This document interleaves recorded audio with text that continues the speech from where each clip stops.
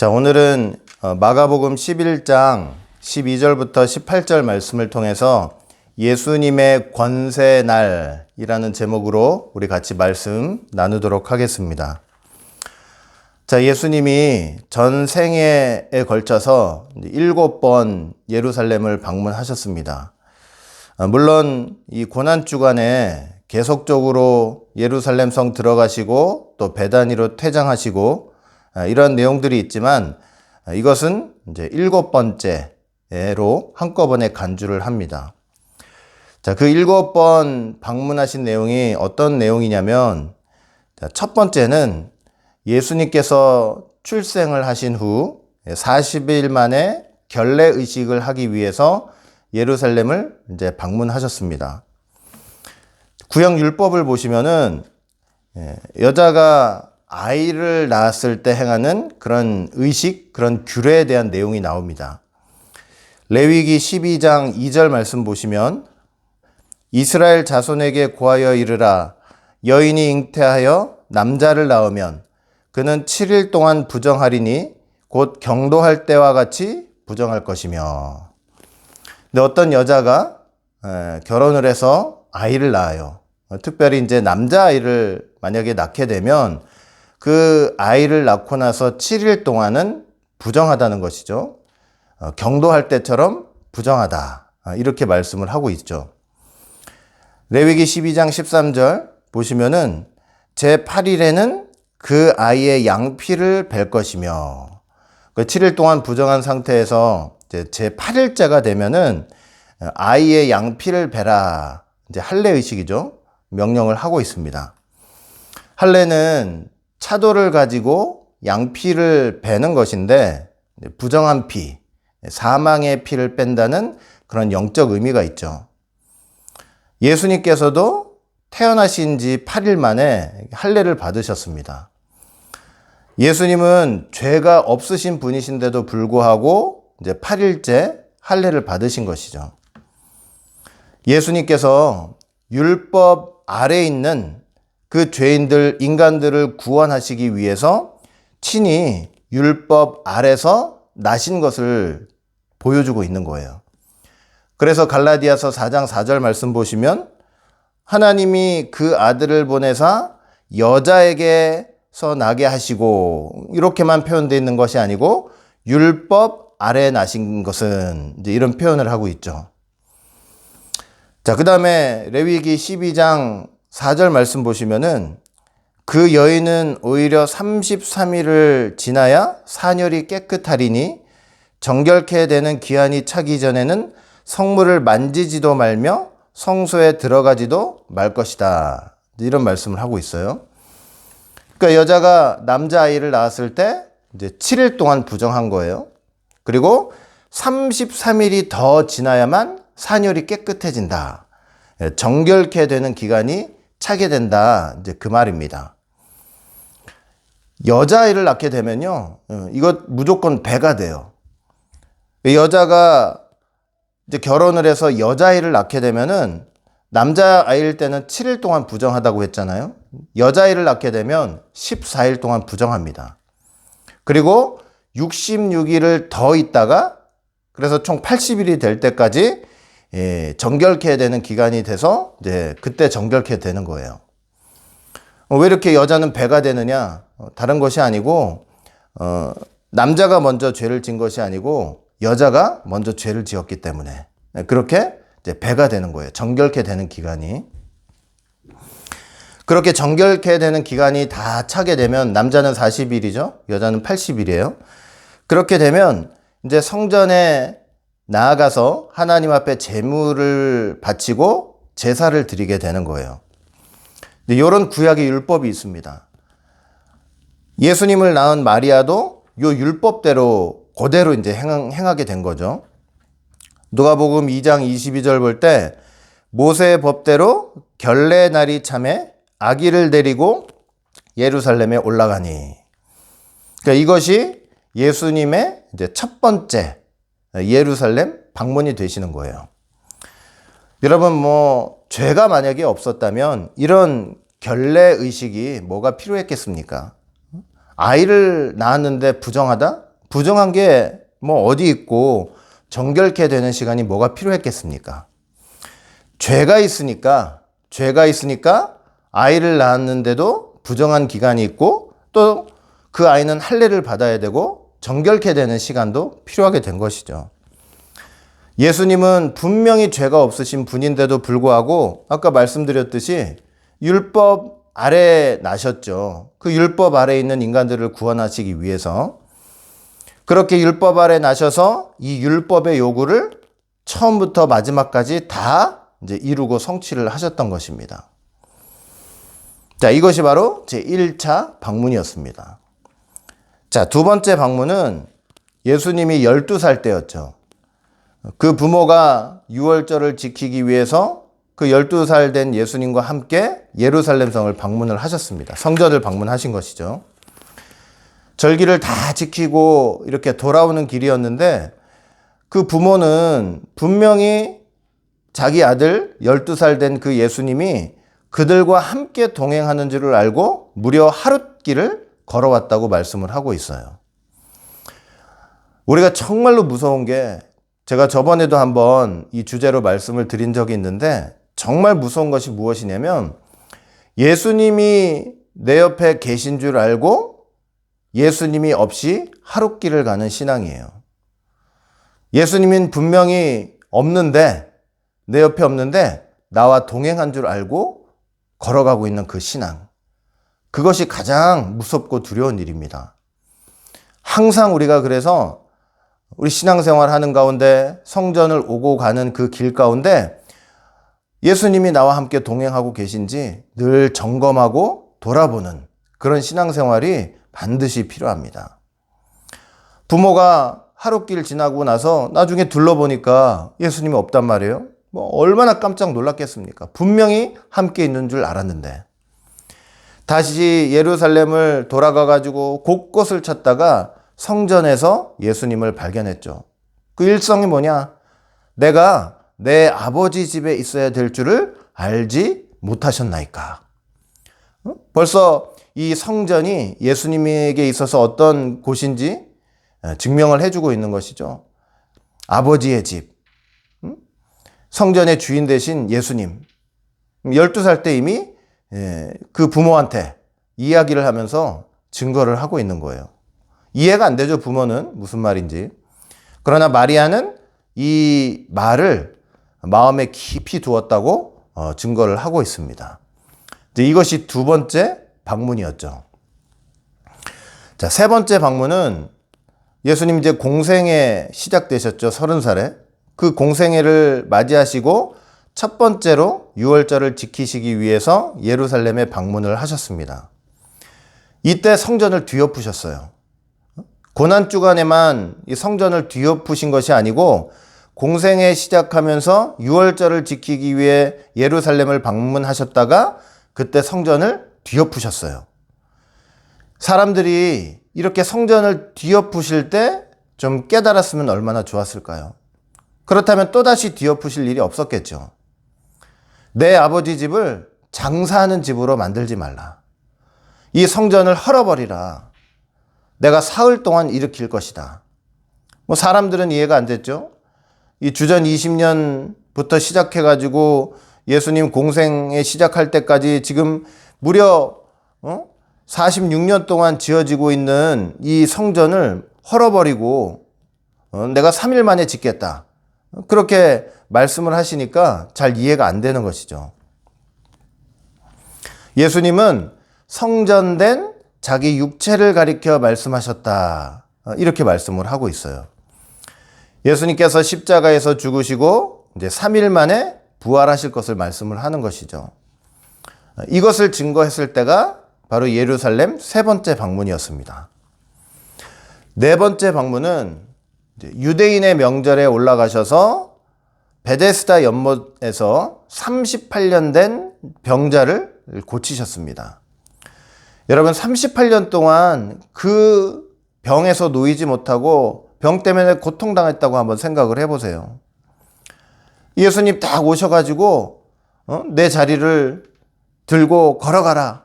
이 한 말씀 하시는데 그 말씀 한마디로 무려 38년 동안 고통을 당하던 병자가 벌떡 일어나서 자기 자리를 털고 걸어가는 거예요. 얼마나 놀라운 일입니까? 예루살렘 성전에 오셔가지고, 성에 오셔가지고 그 평강의 왕, 그 성읍의 주인으로서 어떤 분인지를 증거하신 거 아니에요? 근데 그때가 안식일이었어요. 유대인들이 뭐라고 했는지 아세요?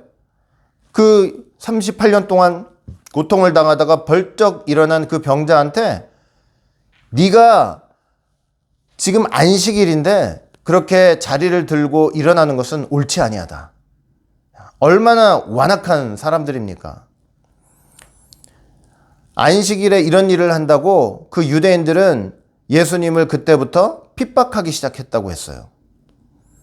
더군다나 예수님께서 그들 깨닫게 하시려고 내 아버지께서 이제까지 일하시니 나도 일한다. 사람들은 다 하나님이 안식하시는 줄 알았죠.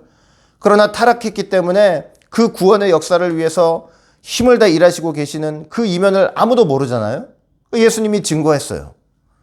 그랬더니 또 하나님을 자기 아버지라고 했다고 신성모독이라고 뭐 핍박하는 데서 나아가서 이제는 저거 죽여야 되겠다. 그렇게 마음을 먹게 된 것이 바로 네 번째 방문이었습니다. 다섯 번째 방문은 초막절에 형제들 몰래 올라가신 그런 일이 있었습니다. 예수님의 형제들이 그랬죠. 뭐 답답하니까 형한테 예수님 앞에 아니 사람들 앞에 나타내서 당당하게 메시아라고 내가 구원자라고 그렇게 밝히면서 일을 하시라고 왜 이렇게 숨어서 하시냐고. 뭐 믿어서 그러는 겁니까? 형제들마저도 믿지 못하니까 그런 소리를 하는 것이죠. 그러나 예수님 말씀하셨죠. 내 때는 아직 이르지 않았다. 내 때는 아직 이르지 않았다. 그래서 형제들이 이제 초막절 절기 지킨다고 올라가요? 자기는 내 때가 이르지 않았다고 그렇게 말씀을 해놓고 그래놓고 형제들 올라가니까 몰래 제자들한테 자, 형제들 올라갔으니까 이제 우리도 올라가자. 이러면서 올라가시는 거예요. 그 옆에서 제자들 볼 때 얼마나 이상하겠어요. 형제들한테는 내 때가 아직 이르지 않았다. 올라가라고. 그래놓고 형제들 딱 올라가니까 제자들한테 막 속삭이면서 이제 우리도 올라가자. 하고 그렇게 올라가고 있으니 하나님의 때를 이해하지 못하는 거죠. 사람의 때와 하나님의 때를 구분하지 못하니까 그렇게 되는 거예요. 가룟 유다 같은 사람은 그거 옆에서 보면서요. 계속 그런 예수님의 모습 때문에 실망을 하는 거예요. 계속 시험에 드는 거예요. 자기 생각에 맞지 않는 메시아거든요. 그냥 얼토당토하지 않는 것 같거든요. 이랬다 저랬다 하는 것 같거든요. 그 좁은 인간의 생각으로 예수님의 때를 뭐 이해가 됩니까? 그러니까 자꾸 시험에 드는 거예요. 그러니까 주님 옆에 있으면서 예수님이 하시는 말씀과 예수님이 일하시는 거 이해하지 못하잖아요. 하나님의 일하심을 믿음으로 보지 못하고 그거 깨닫지 못하면요. 마음에요. 누구한테 얘기 안 해서 그렇지 마음에 계속 시험이 드는 거예요. 왜 이러지? 하나님이 나한테 왜 이러시지? 이러면서 시험에 드는 거예요. 점점 시험에 드는 거예요. 그러니까 여러분, 저와 여러분들 주님 하시는 말씀, 하나님이 하시는 일들 정말 깨달을 수 있도록 성령을 부어주시고 깨달음 주시라고 기도하는 거 꼭 필요합니다. 꼭 필요해요. 시험 들지 않아야 돼요. 하나님 하시는 일에. 종교 지도자들 이제 그렇게 올라가셨어요. 올라가셨는데 이제 종교 지도자들이 어떤 남녀가 이제 간음하던 현장을 덮쳤어요. 중간에 덮쳤으니 뭐 옷이나 일빌창 뭐 여유가 있겠습니까? 그냥 그렇게 둘이 간음을 했으니까 둘 다 끌고 와야죠. 율법에 의하면 둘 다 끌고 와가지고 돌을 치든지 죽이든지 이래야 되는데 남자는 가만히 놔두고 그 벌거벗은 여자만 끌고 오는 거예요. 그러니까 벌써 이게 말씀의 근거에서 행하는 행동들이 아니고 예수님을 어떻게든 넘어뜨리려고 이 올무를 놓으려고 율법에도 없는 일들을 행하면서 이런 일들을 하는 거예요. 그 여자만 끌고 나와가지고 그 얼마나 창피해요. 다 벗고 있는데 묻습니다. 이 여자에 대해서 당신 어떻게 하겠습니까? 너희 중에 죄 없는 자가 돌로 치라. 다 돌 놓고 돌아가는 거예요. 여자와 단둘이 남았죠? 이게 중요한 거죠. 주님과 단둘이 남았다. 예수님과 단둘이 남았다. 정죄한 자가 있더냐? 없습니다. 나도 정죄하지 않으니 다시는 죄를 범치 말라. 예수님이 이 땅에 율법은 정죄하는 언약이잖아요. 예수님은 용서하시는 새 언약 갖고 오신 것을 증거를 한 것입니다. 또 날 때부터 소경된 사람도 고쳐주셨죠. 종교 지도자들이 늑달같이 또 달려와요. 누가 고쳤냐? 예수님이 고쳤습니다. 그럼 아멘, 할렐루야, 주여, 주의 이름으로 오시는 이여, 메시아여, 구원자여, 이렇게 고백을 해야 될 텐데 그 고침받은 소경한테 너는 하나님께 영광을 돌리라. 예수는 죄인이다. 죄인인 줄 아노라. 야, 이거 얼마나 고약합니까? 이 소경이었던 자가 오히려 말하는 거예요. 아니, 나는 창세 이후로 소경의 눈을 뜨게 하였다는 일을 나는 처음 들어봤다. 지금 들어본 역사가 없다. 이 사람이 하나님으로부터 오지 않았다면 어떻게 이런 일을 할 수 있었겠습니까? 오히려 소경이 담대하게 증거하는 거예요. 여러분, 마지막 때도 마찬가지예요. 누가 예수님 담대하게 증거할 수 있는지 아세요? 영적으로 감겼던 그 눈이 예수님 통해서 떠진 사람, 예수님께서 그 영적인 눈을 뜨게 한 사람만이, 뜨게 한 그 체험을 한 사람만이 예수님을 담대하게 증거할 수 있는 거예요. 체험이 없으면요, 그런 체험이 없으면은 들은 예수, 배운 예수 가지고는 절대로 예수님 증거할 수 없어요. 이 당시 예수님한테 물 한 모금만 줘도 이단으로 정죄하고 출교시켜버리는 때인데 눈을 뜬 사람이니까 얘기할 수 있는 거예요. 이 사람이 하나님으로부터 오지 않았으면 이런 일을 할 수 없다. 그랬더니 뭐라고 합니까? 그 예수님 때문에 눈 뜬 사람 앞에서 네가 감히 나를 가르치려고 하느냐? 눈을 떴는데도 불구하고 너는 예수의 제자해라. 나는 모세의 제자하겠다. 그 소경된 자들을 그냥 쫓아버리는 거예요. 고약한 놈 하면서 말이죠. 이게 5번째 방문이에요. 아무리 예루살렘 자기 백성, 자기 땅, 자기 성읍에 오셔서 주인된 모습으로, 주인된 자격과 권리로 그런 일들을 하셔도 그냥 아무도 믿지 못하는 것이죠. 6번째 방문은 수전절 때 방문하신 것입니다. 유대인들이 그랬죠. 언제까지나 우리 마음을 이렇게 헛갈리게 만드시겠습니까? 만약에 당신이 그리스도시라면 우리한테 서슴지 말고 밝히 말해 주십시오. 아니, 그럼 이런 마음으로 물었다면 예수님이 뭐라고 대답하는지 잘 듣고 생각해야 될 거 아니에요? 예수님이 대답해 주셔요. 나와 아버지는 하나다. 그 소리 듣자마자 기다렸다는 듯이 돌을 들고 예수님 돌탕 맞아서 죽을 뻔했어요. 네가 사람이면서 하나님이라고 해? 신성 모독죄다. 그렇게 궁금해서 당신이 그리스도라면 우리 마음 헷갈리게 하지 말고 말해달라고 그렇게 사모하는 마음으로 물어봤다면 예수님이 대답해 주셨을 때 예언을 잘 생각해보고 예수님 통해 어떻게 성취되는지를 그 경륜을 잘 한번 생각해보고 살펴봐야 될 거 아니에요? 그런 게 어디 있습니까? 그냥 그 순간 돌 집어가지고 던져서 죽일 생각하는 거예요. 여러분, 예수님께서는 예루살렘 방문하실 때마다 그 왜 방문하시는 거예요? 뭐가 있어서 방문하시는 거예요? 평강의 성읍 아니에요. 예루살렘 평강의 성읍 아니에요. 그 예루살렘 평강의 성읍이 하나님이 왜 처음부터 만드셨습니까? 예수님 맞이하는 성읍으로 만드신 거 아니에요? 예수님 맞이할 수 있도록. 그런데 예수님을 맞이해야 될 이 평강의 성읍이 예수님 오실 때마다 핍박하네. 예수님이 그 평강의 성읍의 주인인 것을 이렇게 저렇게 증거하고 기사와 이적을 베푸셔도 그거 하나 믿는 사람 없이 돌 던져 죽이려고 하고 핍박하고 오실 때마다 그 자기 백성이 예수님 쫓아내려고 하는 거예요. 평강의 성읍이. 그 예루살렘이. 우리 교회, 지금 우리 교회도 그러면 안 되겠죠. 우리 교회뿐만 아니라 세상의 모든 교회가 그러면 안 되겠죠. 아니, 교회 주인이 예수님이신데 예수님 들어오시려고 하는데 그 쫓아내면 됩니까? 인간적인 생각으로. 그런 거나 똑같은 거예요. 7번째 방문은 저번 수요일 날 말씀드렸듯이 종료주일이에요. 종료주일. 이제 고난주간이 시작되는 날이죠. 이게 7번째예요. 그리고 그 고난주간에 예루살렘 성과 베다니를 왔다 갔다 하신 것은 이 7번째 다 포함된 걸로 이제 생각을 하는 거예요. 호산나 다윗의 자손이여, 주의 이름으로 오시는 이여, 호산나. 호산나가 무슨 뜻입니까? 우리를 구원하소서. 그런데 그들이 우리를 구원하소서라고 외칠 때 죄와 사망 가운데서 사탄의 권세 속에서 우리를 구원하소서, 그런 말이었습니까? 그런 말이 아니었어요. 이 로마의 정치적인 압박 속에서 우리를 구원하소서, 이 먹고 사는 문제에서 우리를 건져주시옵소서. 그런데 자기들이 구하는 그런 메시아가 아니거든요. 나중에 뭐예요? 폭도로 변하는 거 보세요. 내가 원하는 메시아가 아니고, 내가 생각하는 그리스도가 아니고, 내가 생각하는 구원자가 아니니까 며칠 만에 폭도로 변하는 거예요. 나하고 생각이 다르니까.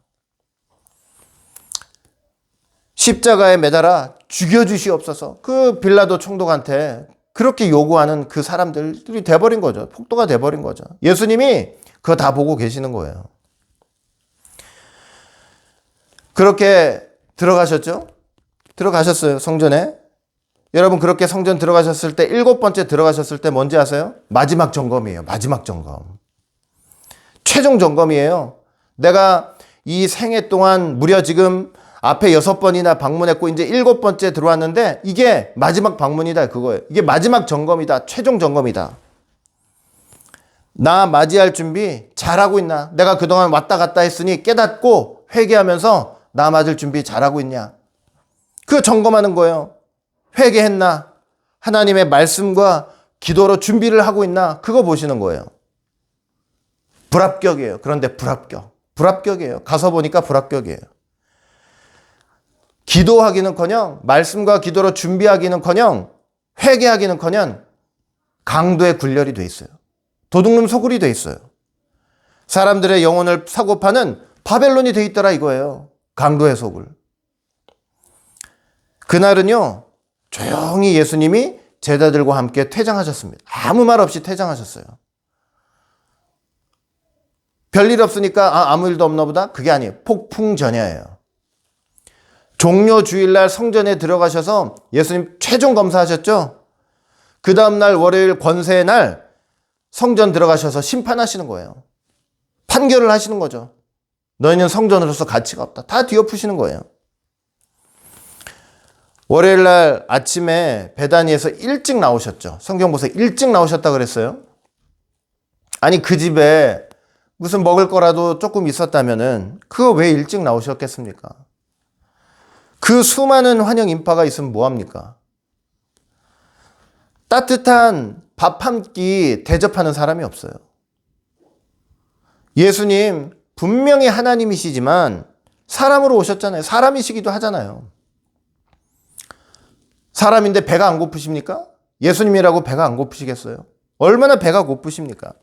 예수님이라서 안 먹어도 되는 분이에요? 예수님도 먹어야 돼요. 여러분, 예수님 때로는 이제 오랜만에 식사하실 때가 있어요. 그냥 일이 많으셔가지고 식사할 겨를도 없으시고 왔다 갔다 하시다가 오랜만에 식사하실 때가 있어요. 그 사람들이 예수님 밥 먹는 거 보고 막 비난하는 거예요. 왜냐? 예를 들어서 사람이 며칠 굶다가 식사를 한번 해보세요. 자기도 모르게 허겁지겁 먹게 되잖아요. 뭐 깔짝깔짝 이렇게 먹습니까? 허겁지겁. 그러다 보니까 어떤 오해도 받으시냐면, 사람들한테 어떤 비방과 비방도 받으시냐면, 마태복음 11장 19절 보니까 인자는 와서 먹고 마심에 말하기를 보라 먹기를 탐하고 포도주를 즐기는 사람이라. 예수님한테 먹기를 탐하는 사람이라고 비난을 해요. 이런 먹기를 탐하다 할 때 그 탐하다 원어를 보면은 뭔지 아세요? 아주 폭식하는 거예요. 폭식하는 거. 왜 사람이 며칠 동안 못 먹어가지고 이제 배가 골았어요. 그냥 음식을 보니까 어떻게 해요? 음식이 막 뭐 고상하게 돼요. 그 음식 앞에서 그냥 폭식하듯이.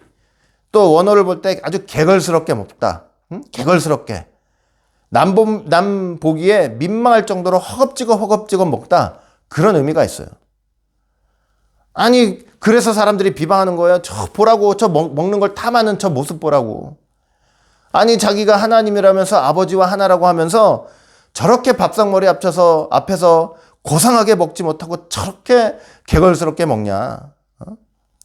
그 모습을 봤더라면, 저와 여러분들이 봤더라면 우리도 뭐라고 대놓기는 그렇지만 뭐라고 아마 한마디 했을 수도 있어요. 왜 저렇게 드시나? 여러분, 예수님께서 그런 지경으로 사신 거예요. 그런 지경으로. 그런 오해 받아가면서 누구 하나 대접 제대로 하는 사람도 없이 그러면서 사신 거예요. 오죽 배가 고프셨으면 그 때도 안 된 무화과 나무 앞으로 가셨겠냐고요. 얼마나 배가 고프셨으면. 아무 열매도 없으니까 저주를 해버리셨죠. 그냥 뿌리까지 말라서 다 비틀어져 죽어버렸습니다. 누가 옆에서 본다면 아니 열매 없다고 저렇게까지 저걸 저주하실 일이야? 나무가 뭐 그렇게 잘못을 했어? 이게 다 썩어 빠진 인간의 생각인 거예요. 여러분, 예수님이 드시겠다고 그 앞에 섰을 때가 열매를 내어드려야 할 때입니다. 우리는 항상 그러죠. 다 준비되면, 다 내 때가 잘 준비되면, 그러면 예수님 오셔서 드시옵소서. 그게 아니에요. 주님이 내 앞에 섰을 때가 내가 열매를 내놔야 될 때예요. 내가 다 준비돼서 그렇게 되는 것이 아니고. 이스라엘 백성들 허구한 날 메시아 그리스도 기다렸잖아요. 그 기다렸어요. 지금도 기다리고 있어요. 그 기다리면은 예수님 잘 믿고 좋은 열매를 내놔야지 이렇게 생각할지 모르겠지만 이미 예수님 오셨잖아요. 사실은 그렇게 예수님 오셨을 때 바로 예수님 앞에 열매를 내어 놓아야 하는 때였던 거예요. 그런데 열매라고는 하나도 없죠. 하나도 없죠. 뭐 그때라고 생각도 안 하니까. 아직 자기는 덜 준비됐고 나는 나중에 그렇게 하니까 거기 무슨 열매가 있겠습니까? 이파리밖에 없는 것이죠. 주님 앞에 회개의 열매가 있습니까? 믿음의 열매가 있습니까? 내놓은 열매가 하나도 없는 거예요. 주님 앞에 섰을 때요, 열매를 내놓을 수 있어야 돼요. 내가 다 준비돼서 그러는 거예요. 하루하루의 삶 속에, 그러니까 우리가 하루하루의 삶 속에 하나님 앞에 내놓을 열매가 있어야 합니다. 믿음의 열매가 있어야 되고, 회개의 열매가 있어야 되고, 그런 열매가 있어야 되는 거예요. 하루하루의 삶 속에. 열매가 없을 때 저주하셨잖아요. 그 생존권을 걷어가 버리신 거예요. 열매가 없으면 하나님께서 생존권을 걷어가십니다. 열매 없는 나무 쓸모가 없잖아요. 그러고 성전 들어가셨죠? 아까도 말씀드렸지만 어저께 점검했어요. 불합격. 오늘 들어가서 이제 뒤엎으시는 거예요. 아무도 기도하는 사람 없어요. 아무도 회개하는 사람 없어요. 아무도 믿는 사람 없어요. 주님 오셨는데 열매를 내놓는 사람 하나도 없어요. 다음에, 나중에 다시 한번 성전을 뒤엎으셨습니다. 성전세 때문에 돈 바꾸던 상들, 하나님께 제사 드린다고 재물 팔던 상들, 그거 다 뒤엎으셨어요. 아니, 그들이 예배를 드려야 될 대상이 자기 눈앞에 있는데도 까막눈이 돼가지고 아무도 알아보지 못했어요. 그러면서 하나님 드린다고 성전세 받고 재물 준비하고 예배 드려야 될 대상은 그 앞에 있는데, 그러니까 그 성전은 엎어질 수밖에 없는 거예요.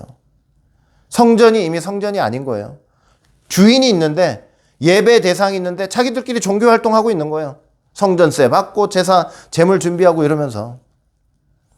그 성전은 예수님이 주인이 아닌 성전이에요. 그냥 도둑놈 소굴일 뿐이에요. 다음날 종교 지도자들이 물었죠.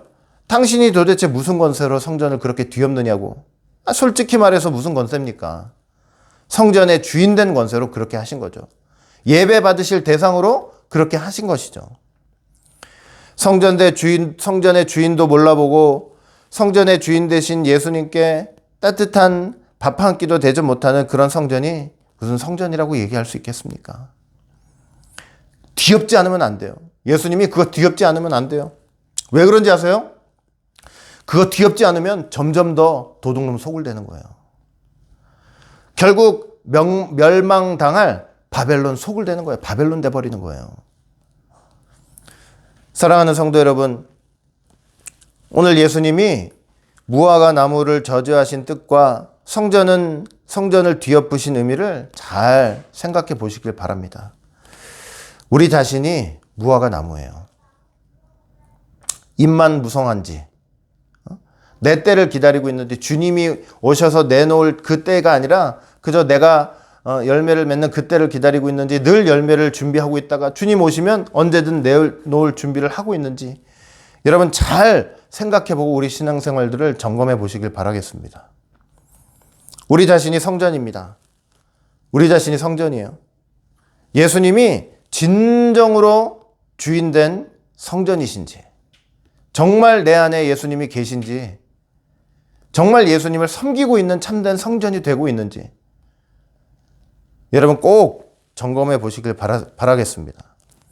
무화과 나무처럼 저주받지 말고 예수님이 뒤엎으신 그런 성전이 되지 않고 하나님이 기뻐하시는 열매를 풍성히 맺고 하나님이 기뻐하시는 성전이 되시는 우리 모든 오직 예수교회 성도들이 되시기를 주의 이름으로 간절히 축원을 드리겠습니다.